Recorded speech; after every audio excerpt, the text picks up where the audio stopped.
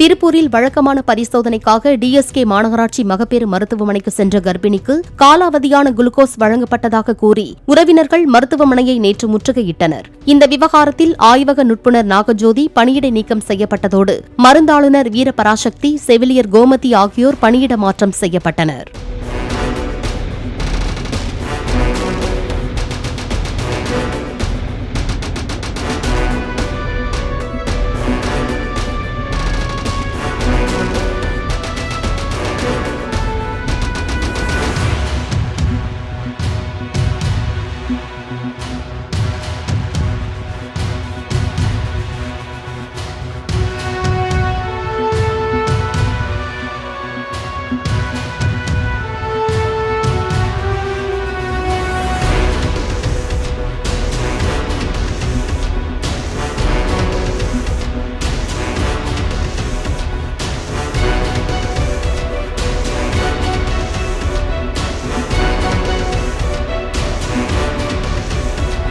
Play store மற்றும் app ஸ்டோரில் இருந்து பாலிமர் செயலியை QR கோடு மூலம் பதிவிறக்கம் செய்யுங்கள்.